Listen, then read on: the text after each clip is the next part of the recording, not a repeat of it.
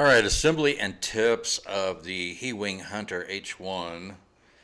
All right, so let's look at the specs first. It's plug and play. It's EPP and plastic components. It's 680 millimeter wingspan. So it's got a nice size wingspan to it. 550 millimeter in length. It has two 1504 4400 kV motors.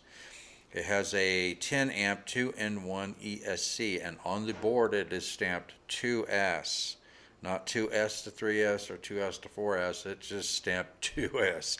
So I'm guessing that's all it's rated for.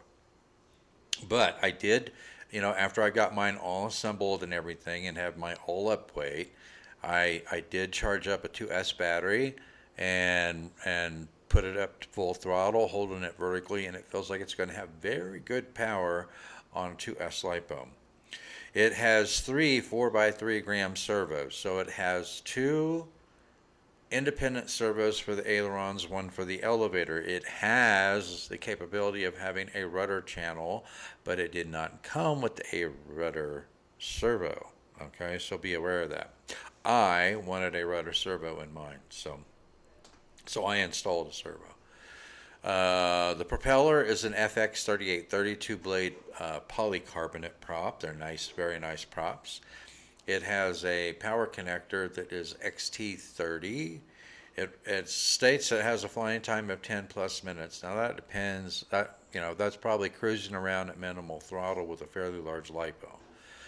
Okay, the all-up weight, according to their specs, is 240 grams. Now, that's correct, if you use the battery that I'm using, but you do not install a rudder channel, a rudder servo, and linkage, and cable, and all that stuff.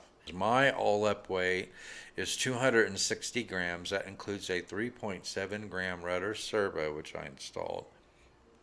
It includes the control horn, the linkage, right?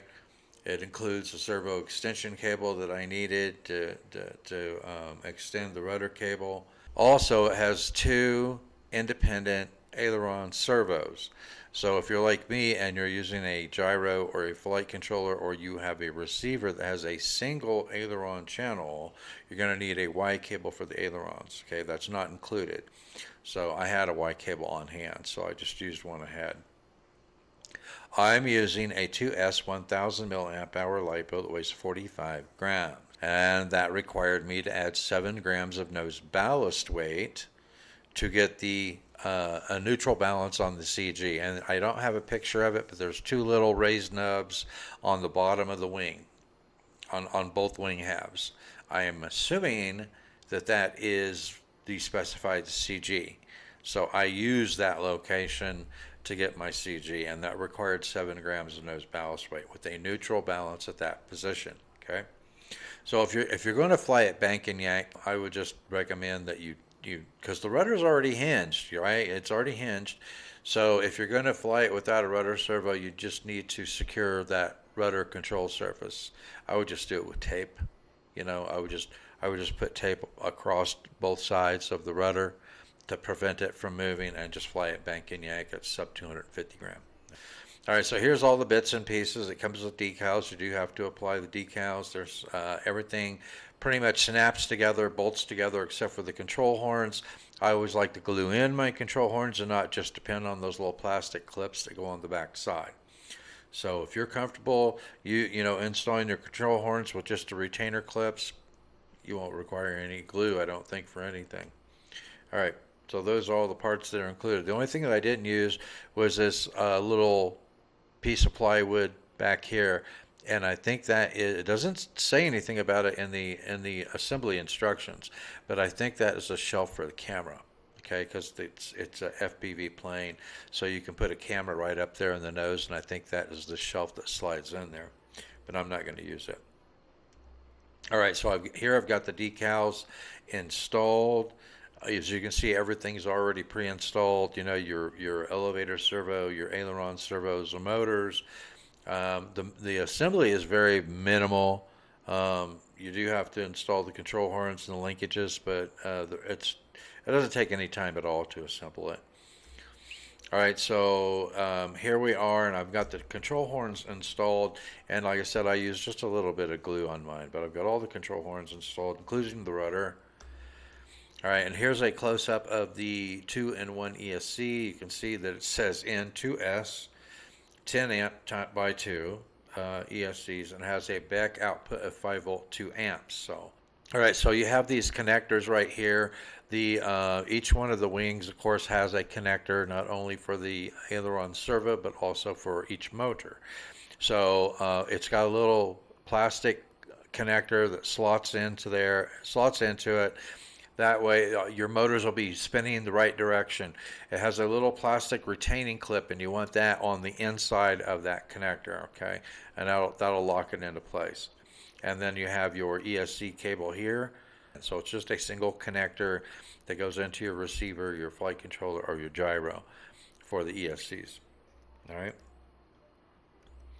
All right, and then here is the battery bay, and it has these wood rails, and you have uh, a plywood shelf that you install, and I installed mine as far forward as I could get it, and I think that's where most people are going to need to install it. Okay, so here's what the shelf looks like. I just wrapped the center section with some tape, and then put a piece of Velcro in the center, just so you have a battery strap to secure it, but that doesn't prevent it from sliding fore and aft. So I always put just a little tab of Velcro on these shelves to prevent the battery from moving fore or aft. Okay, and I've got my shelf positioned as far forward as I can get it. All right, so here are the mount points for the horizontal stabilizer. It's got plywood plates that are glued into the fuselage and into the horizontal stabilizer. It just slides in, and then you've got 2 holes where screws secure the horizontal stabilizer. There is no carbon in the horizontal stabilizer, but it feels like it's stiff enough without the carbon. We'll have to see how it goes during the flights. If I see any flexing, then I'll install a little bit of carbon in it. Okay, and here's the horizontal stabilizer installed. All right, so I've started assembling of the wings. So I've got the right wing half, and it just slots into the plastic retainer. You've got an access hole there to bring in the servo cable and the motor cable to plug into the ESC board. You've got plastic tab that locks it in place on the back side of the wing, and you've also one on the front side of the wing. And here you can see the plastic locking tab on the front. So it's a really easy assembly. You don't bolt it in; it just snaps in. Okay, and so if you need to remove the wings in order to transport it, it'll be very easy for you to be able to do that. Okay.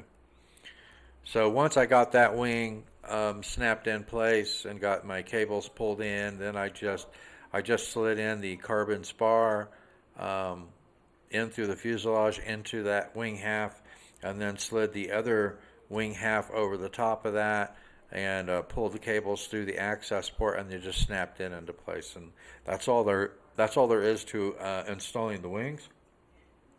Very, very easy. There is a foam cover that fills this compartment for your rudder servo if you wish to install a rudder servo. So I removed the cover on mine and installed a 3.7 gram servo in it. And here is the battery or additional equipment bay if you're going to put a camera in it, FPV camera and VTX. There's plenty of room inside this bay. So I measured from where the hatch goes over top of the compartment, from the front to the back of that hatch, and it's 118 millimeters in length, so it's huge. And then from side to side, there's a wider part toward the front and a narrower part in the back. You can see where this little curve is right here for the foam. So on the widest part, it's 42 millimeters wide, and then where it closes in a bit here in the back is 35 millimeters wide. And then from the top of the battery shelf to the top of this lip where the battery hatch is going to go in place, it's 38 millimeter. As you can see, I've got a 2S 1000 milliamp hour LiPo that weighs 45 grams. I've got it positioned as far forward as I could get it on my battery shelf to secure the battery. Now my battery is not so tall that I can slide it underneath the nose of the fuselage there, which you're going to need to do if you don't have any camera equipment, because you're going to need some nose ballast weight. Push the battery as far forward as you can will lessen the amount of nose ballast weight you're going to need if you install a rudder servo. If you don't install a rudder servo, then I think having the battery in this position, you're not going to require any nose ballast weight. I think you're going to be able to get it with a 45 gram 2S LiPo. I think you're going to be able to get it a bank and yak configuration at around 240 grams that they specified. Okay, the equipment that I'm using is the Radiomaster R81. It's an SBACH receiver, and I'm using a RadioLink BIME A Gyro. That's my go-to gyro for a traditional plane. So I've just got all my wiring tucked underneath the inside the fuselage here, where the back of the equipment bay is. So there's plenty of room for lots of different types of equipment. That's not a problem at all.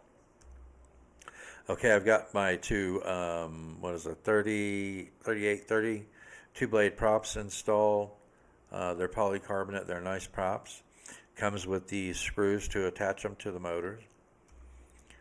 And then I've got all my linkages installed. I do like the fact that they include these clevises that use like a grub screw to secure them, rather than the type of clevises that are threaded, because it takes a lot more time when they're threaded to be able to get everything positioned just right, having to screw it in or screw it out depending on the control surface and where the servo control arms are. So being able to slide that fore and aft makes it a lot easier to get everything lined up and get your control surfaces centered when the sticks are centered. I did carve out this little half circle area right here so that I could get in with a screwdriver and remove the retaining screw for the servo arms.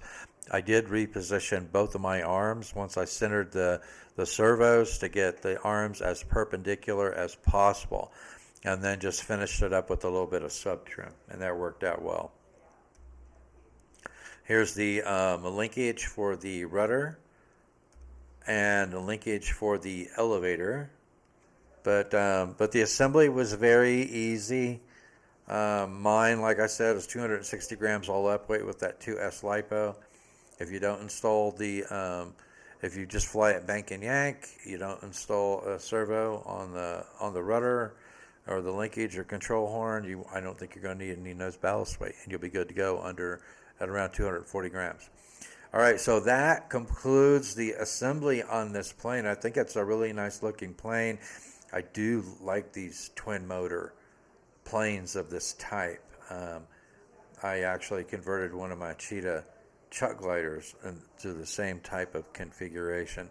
They're high performance, very aerobatic, and have excellent glide to them. So I think this is probably going to be a really good aircraft. So we will see. Now that everything is assembled, I've just got to put some landing skids on mine to protect the airframe from that hard packed surface out there where I have to land.